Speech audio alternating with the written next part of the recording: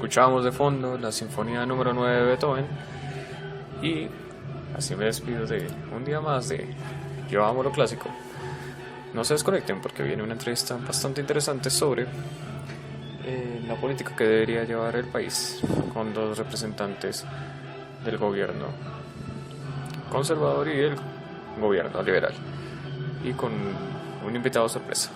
Gracias y continúen en sintonía con nosotros.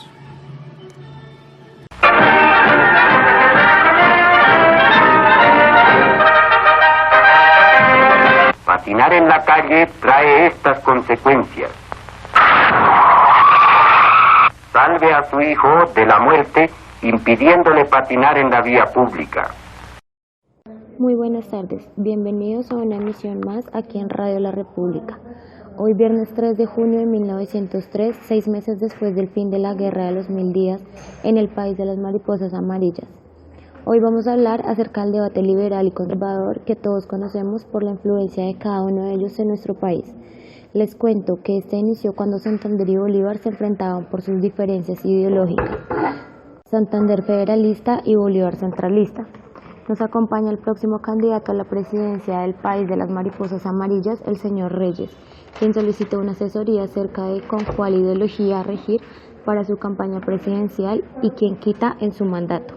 Tenemos el día de hoy a dos representantes de los partidos que nos van a responder a la pregunta del tema de hoy y con la que cierra nuestro siglo XIX. ¿A quién se debe retribuir la culpa por la Guerra de los 1000 días? Saludo caluroso a Chulavín y a Godín, que hoy nos acompañan y responderán a nuestra pregunta. Adelante, Chulavín. Buenas tardes, muchas gracias por la invitación al Radio La República. En vista de las circunstancias, podemos decir que en el ámbito federalista fue como la mejor opción para el país porque no marcaría un papel adecuado, ya que las diferentes regiones necesitaban un control y un orden diferente. Le designaba soberanía política a cada estado y el gobierno central en el marco geográfico y político y social. El país no tenía las condiciones para un ambiente centralista, ya que la conformación de los estados. Bien, buenas tardes, muchas gracias por la invitación a la Radio La República. Si bien podemos decir que el federalismo contribuyó, es mucho más importante resaltar el papel real del centralismo, porque no solamente permitió una unificación del ejército, sino que mejoró muchísimo la defensa nacional. Y esto nos dio una mayor capacidad y una autonomía administrativa que se vio reflejada en nuestros resultados fiscales. Además, si bien el centralismo permitió un reconocimiento a los poderes regionales, también generó bastante estabilidad en el país, ya que el poder se centró únicamente en el gobierno principal, mientras el federalismo le dio una inestabilidad a la nación en general. Bueno, dejando de lado las órdenes institucionales, hablen acerca del librecambismo y del proteccionismo. ¿Quién a favor? ¿Quién en contra? Bueno, por el lado conservador nos podemos dar cuenta que estamos de acuerdo con el libre cambio.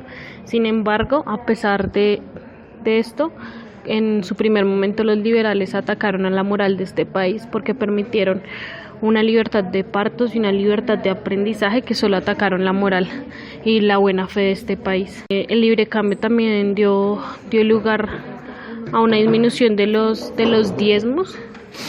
Y por otro lado, se incrementó un altísimo número de grupos paramilitares debido a la presencia liberal en el gobierno, una escasez de capital y un aumento en el gasto público que resultó absurdo para su burocracia, ejército y obligaciones.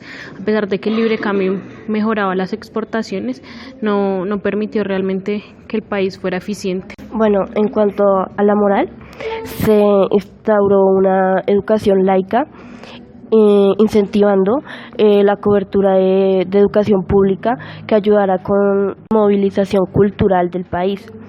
En cuanto al librecambismo, pues favoreció el crecimiento económico del país y pues el aumento del gasto se hacía necesario en cuanto a la administración. Se implementaba una mayor cobertura. El aumento en el ejército fue necesario porque las revoluciones de los partidos centralistas influyeron, entonces se necesitaba mayor cobertura de protección. Bueno, señor Chulavín, ya que nos habló acerca de las reformas educativas y el librecambismo, por favor explíquenos más acerca del modelo agroexportador que sucedió en su momento.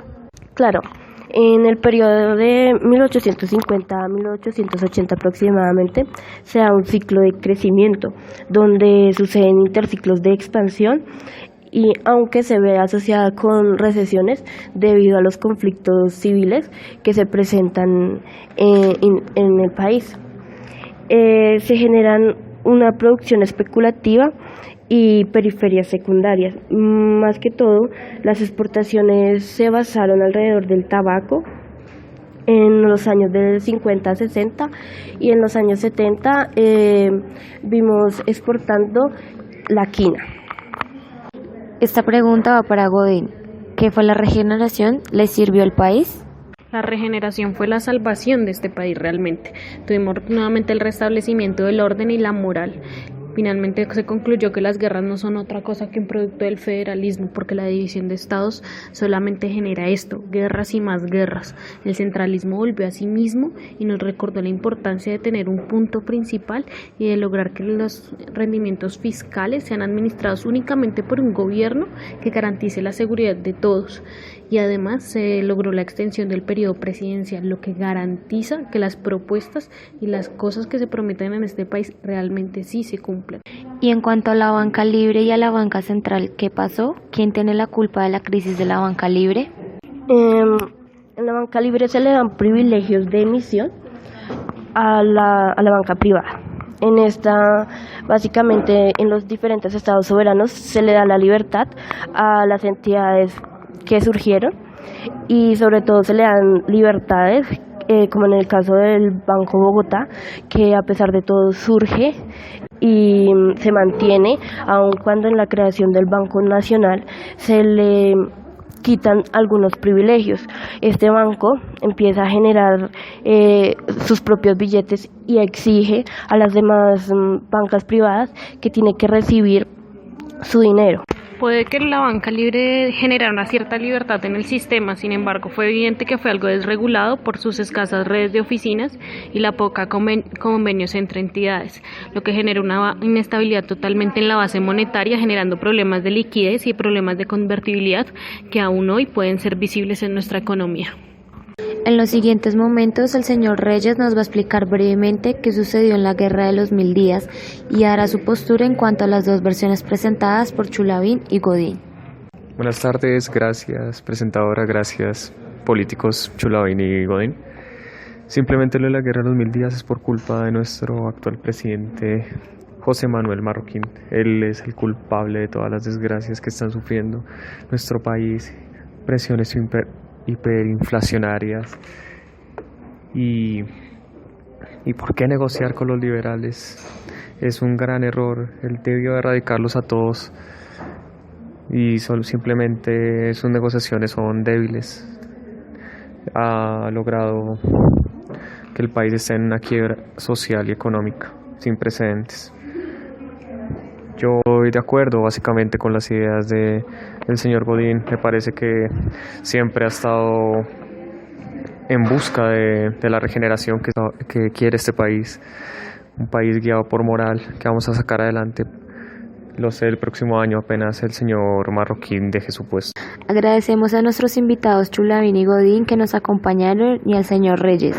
Nos despedimos, los esperamos mañana a la misma hora, la misma estación Radio La República.